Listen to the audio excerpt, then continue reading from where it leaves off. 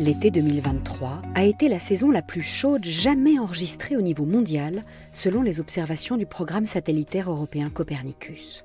Peut-on encore espérer maintenir la hausse des températures en dessous de 1,5 degré, voire même 2 degrés d'ici la fin du siècle, ou est-ce déjà trop tard ? La neutralité carbone d'ici 2050 est-elle encore atteignable ? Bienvenue dans ce podcast de l'IHEST, l'Institut des hautes études pour la science et la technologie. Nous allons vous proposer la synthèse d'une conférence passionnante donnée par Henri Weismann, docteur en économie de l'environnement, membre du GIEC et chercheur au sein du programme climat de l'IDRI, l'Institut du développement durable et des relations internationales, où il pilote les activités sur les trajectoires de développement bas carbone. L'expert du climat est venu parler aux auditeurs de l'IHEST du rôle des technologies pour limiter notre empreinte carbone et lutter contre le changement climatique. Pour atteindre la neutralité carbone d'ici 2050, le GIEC préconise de réduire par 6 les émissions de gaz à effet de serre et en premier lieu le dioxyde de carbone, qui représente les plus grands enjeux. Fondamentalement, le changement climatique, c'est un enjeu cumulatif et les effets du changement climatique vont dépendre de la quantité de dioxyde de carbone qu'on accumule dans l'atmosphère. Donc si on veut stabiliser le climat, il faut arrêter d'accumuler du dioxyde de carbone dans l'atmosphère et donc il faut faire en sorte que ce qu'on émet ne soit pas supérieur à ce qu'on est capable d'extraire de l'atmosphère pour que le bilan soit neutre ou négatif. Cette date, autour de 2050 pour un objectif à 1,5 degré, c'est un objectif qui dépend de cet objectif-là, mais dans tous les cas, pour ces raisons physiques un peu de base, qui est que le problème du changement climatique, c'est un effet cumulatif. Quel que soit l'objectif de stabilisation du climat qu'on peut avoir, il faudra avoir, à un moment ou un autre, un objectif de neutralité carbone. La seule chose qui va varier, si on a des objectifs plus ou moins ambitieux en termes de température, ça va être la date à laquelle cette neutralité est. Si on veut atteindre ces objectifs ambitieux de stabilisation du climat, il va falloir qu'on soit capable d'extraire du carbone de l'atmosphère. L'ensemble des points définis par l'accord de Paris sur le climat est conditionné par l'atteinte de la neutralité carbone. Pour parvenir à cet objectif et stabiliser le climat en dessous d'1,5 degré de réchauffement global, plusieurs scénarios sont envisagés par le groupe d'experts intergouvernemental sur l'évolution du climat pour limiter les émissions de CO2. Ils varient selon les différentes catégories d'émissions de gaz à effet de serre, celles qui sont associées à la combustion des énergies fossiles et aux activités industrielles, et celles qui proviennent des activités agricoles et de l'usage des sols. Mais le GIEC va plus loin en envisageant une troisième catégorie d'émissions qui pourrait, cette fois, non plus limiter, mais bien extraire le dioxyde de carbone de l'atmosphère. BECCS, Bioenergy with Carbon Capture and Storage, c'est une technologie qui est identifiée comme une des solutions pour réaliser des émissions négatives. Très concrètement, pour schématiser, c'est une technologie qui combine deux choses, l'utilisation de biomasse et l'utilisation de séquestration et de stockage du carbone. Donc, de façon très schématique, c'est une technologie qui envisage de produire de l'électricité en brûlant de la biomasse, donc des plantes. Ces plantes, dans leur phase de croissance, elles ont absorbé du carbone, parce que c'est le principal processus qui peut permettre d'extraire du carbone de l'atmosphère, c'est en fait de faire pousser les plantes, parce que dans leur processus de croissance, les plantes ont besoin de carbone, elles l'intègrent, elles le métabolisent dans leur fonctionnement et donc elles l'extraient fondamentalement du carbone. Donc d'utiliser ces plantes, de les brûler dans des centrales électriques. Et évidemment, si on les brûle et qu'on rejette le résidu, tout ce qui aura été capté par les plantes pendant leur phase de croissance serait rejeté dans l'atmosphère. Donc c'est la logique de la deuxième composante de cette technologie, la partie séquestration et capture du carbone, qui est à la sortie de ces centrales thermiques, d'avoir un dispositif qui nous permet, au lieu de rejeter ce carbone dans l'atmosphère, de le capter et de le séquestrer. Le dioxyde de carbone rejeté par les plantes au moment de leur combustion serait stocké dans des couches géologiques ayant ainsi pour effet la production d'émissions négatives. Mais si cette technologie intéresse de près les scientifiques et fait rêver les experts du climat, elle n'est pas déployée à grande échelle car elle pose encore de sérieux problèmes de faisabilité. Le scénario pose des questions extrêmement sérieuses à moyen terme, avec des risques de compétition. Juste pour donner un ordre de grandeur, derrière ces chiffres d'émissions, on a pu quantifier quelles seraient les surfaces sur lesquelles il serait nécessaire de faire pousser des plantes pour les brûler dans des centrales thermiques et pour en faire des émissions négatives. À la fin, on a des surfaces équivalentes à l'Australie. C'est un scénario caricatural. Encore une fois, le but de ces scénarios, c'est pas de prédire le futur, mais c'est bien d'évaluer les conséquences de différents choix qui sont faits. Ça pose évidemment des questions extrêmement sérieuses de compétition d'usage des sols, avec des effets sur les systèmes agricoles, la capacité à fournir la nourriture, les enjeux de biodiversité, etc. Pour Henri Weismann, il ne faut pas attendre l'avènement de ces nouvelles technologies pour réduire encore plus drastiquement nos émissions de CO2. L'expert du GIEC appelle de ses vœux des transformations rapides et radicales à une échelle sans précédent de tous les systèmes de production dans l'ensemble des secteurs. Ainsi, la décarbonation de l'industrie, du bâtiment et des transports va beaucoup dépendre de notre capacité à électrifier des usages qui reposent encore aujourd'hui essentiellement sur le pétrole, le gaz et le charbon. Il est clair en tout cas que l'ampleur des transitions qu'on veut mettre en œuvre ne pourra pas se contenter d'opérer des mesures d'efficacité énergétique ou d'efficacité de process à la marge des processus existants. Il va falloir inventer des façons de produire de l'acier, de produire du ciment, de produire tous ces matériaux qui sont fondamentaux pour le développement et dont on va continuer à avoir besoin d'une façon qui est décarbonée.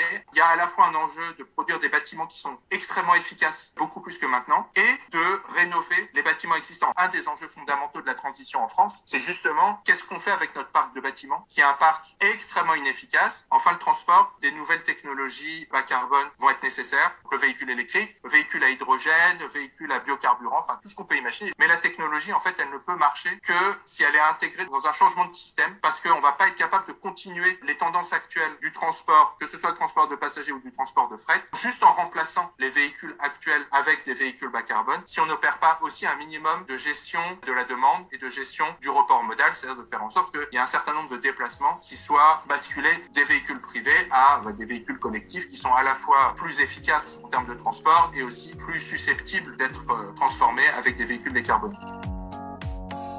Le rapport spécial du GIEC sur le réchauffement global à 1,5 degré contient 5 messages forts. En premier lieu, il confirme qu'on ne peut plus retarder les actions pour réduire les émissions de gaz à effet de serre au regard de l'effet cumulatif du changement climatique. Ainsi, tout ce qu'on émet aujourd'hui devra être compensé à l'avenir par davantage de réductions, voire des émissions négatives. Ensuite, l'ampleur des transitions auxquelles nous sommes confrontés nous oblige à mettre en place des actions coordonnées entre les différents acteurs. Il faut actionner l'ensemble des leviers politiques, sociaux, associatifs et ne pas négliger surtout le rôle central que les entreprises ont à jouer dans ces transitions.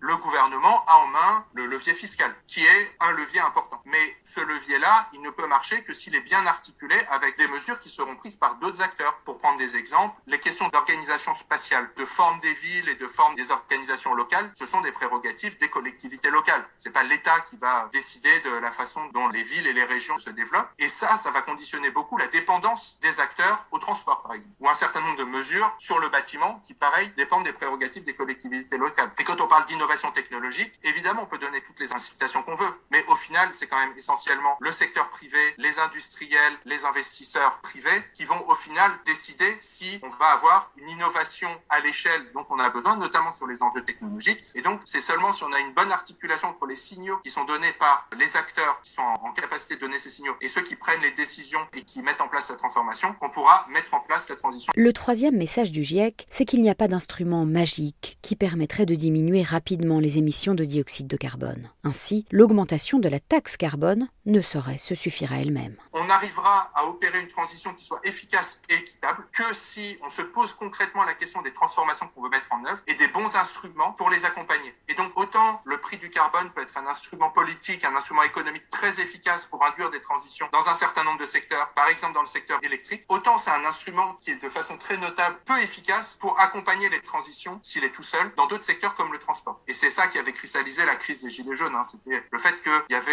une pression sur les prix pour le transport, alors que finalement, le prix n'est pas le levier principal pour faire changer les comportements de transport. C'est seulement si on a une vision claire des transformations qu'on veut mettre en œuvre et une identification des bons leviers à activer et donc des bons instruments à mettre en œuvre et d'une bonne vision systémique entre eux, qu'on pourra opérer des transitions qui soient efficaces et équitables et donc qui ne créent pas plus de frustration et de crispation que nécessaire. Il est aussi essentiel de renforcer la coopération internationale en matière de lutte contre le changement climatique. Mais si l'on parle de transition globale, il est évident que tous les pays du monde sont à des niveaux très différents en termes de transition. Le dernier message du GIEC tient au fait qu'il est nécessaire d'aborder l'enjeu de la neutralité carbone comme une question d'évolution stratégique, en anticipant les conséquences de nos actions actuelles sur le futur. Prendre en compte aussi le fait qu'une solution valable pour un pays dans un contexte donné ne sera pas nécessairement satisfaisante pour un autre, et que c'est donc localement qu'il faut à chaque fois construire cette transition. Dans le cadre du programme climat de l'IDRI, Henri Weismann étudie les trajectoires de décarbonation profonde, celles qui mènent vers une neutralité carbone à l'échelle globale. les transformations systémiques à mener pays par pays pour atteindre cette neutralité. Naturellement, les problématiques, les défis socio-économiques qui vont se poser dans cette transition vers une décarbonation profonde sont de nature très différente d'un pays à l'autre. Dans aucun pays, il y a une bonne solution qui serait meilleure que toutes les autres. Chaque solution a des conséquences et c'est seulement si on est capable de mettre en œuvre un processus de conversation avec les différents acteurs d'un pays qu'on va être capable de débattre de ces choix-là et de les rendre acceptables. Il y aura des perdants, il y aura des gagnants, c'est évident. Et il faut pas se le cacher parce que se le cacher, c'est le meilleur moyen de créer des tensions et de bloquer la situation. Mais c'est seulement si on est capable d'organiser une conversation un peu structurée sur les enjeux, les possibilités, les différents domaines de choix qu'on va être capable de le faire. Et donc d'utiliser cette analyse de trajectoire comme une façon de structurer ces conversations avec les différentes parties prenantes pour être sûr que ce qui est discuté, c'est bien de l'ampleur dont on a besoin pour atteindre l'objectif de neutralité carbone. Si l'IDRI organise les discussions et accompagne les processus de transition, le travail d'analyse au sein de chaque pays, lui, doit être impérativement mené par des experts locaux. Pour Henri Weismann, c'est l'unique façon d'avoir des analyses réellement pertinentes qui prennent en compte les spécificités du contexte local dans toutes ses dimensions. C'est aussi la condition pour que les travaux menés dépassent le simple exercice de recherche, car si elles émanent de chercheurs et d'institutions implantées localement, les recommandations ont plus de chances de convaincre les responsables politiques. L'expert de l'IDRI souligne enfin la qualité de l'apprentissage mutuel qui résulte de ces travaux menés par des chercheurs du monde entier dans des pays très différents les uns des autres et les conclusions encourageantes qui en résultent. La première chose qui est frappante, c'est qu'un objectif de décarbonation profonde, de transition des émissions de gaz à effet de serre et notamment de dioxyde de carbone cohérente avec la neutralité carbone, c'est possible. Et on a regardé une diversité de pays, des pays industrialisés, des pays émergents et certains pays en développement. Dans tous ces pays-là, c'est faisable. On ne dit pas que c'est facile, mais en tout cas, c'est faisable. La deuxième conclusion, c'est que c'est possible d'imaginer des transitions qui atteignent cet objectif-là avec les objectifs socio-économiques prioritaires du pays. C'est possible à condition de bien construire les transitions et notamment de faire une action systémique sur tous les piliers de la transition. On ne parle pas d'agir sur des petits bouts, mais on parle vraiment d'agir sur tout en même temps, sur la demande, sur l'efficacité, sur la décarbonation, sur les changements des usages finaux, et à condition de mettre en place des stratégies qui soient spécifiques à chaque pays et qui prennent bien en compte les spécificités nationales, à la fois les opportunités, les défis, les potentiels techniques, les défis sociétaux qui peuvent être posés. Pour y parvenir, Henri Weismann précise qu'il faut mêler vision à court terme pour réduire drastiquement nos émissions de CO2 et vision à long terme, car les décisions que nous prenons aujourd'hui vont conditionner notre capacité à agir plus tard. Impossible de parler de neutralité carbone à l'échelle globale sans aborder la question de la dette carbone.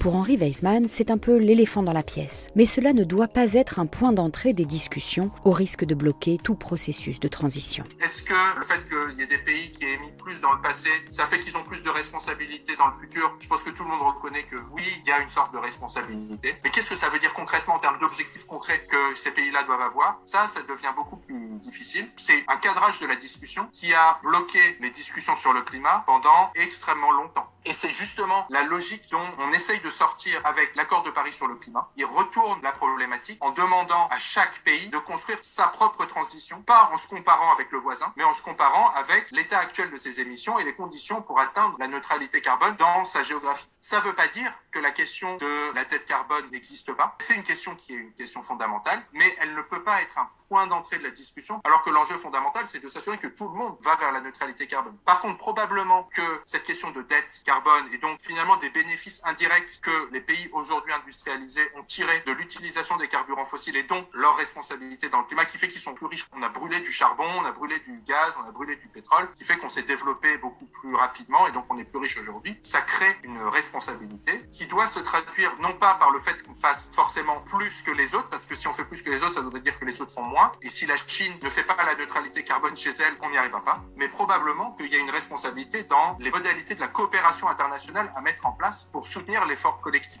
Là où il y a un piège, c'est si cette question de dette carbone se traduit par finalement une discussion sur le fait qu'il faudrait que certains fassent moins d'efforts que d'autres. En fait, tout le monde doit faire un maximum d'efforts, c'est la seule condition à laquelle on va pouvoir y aller. La question, c'est comment est-ce qu'on y va ensemble et qui aide qui pour atteindre cet objectif.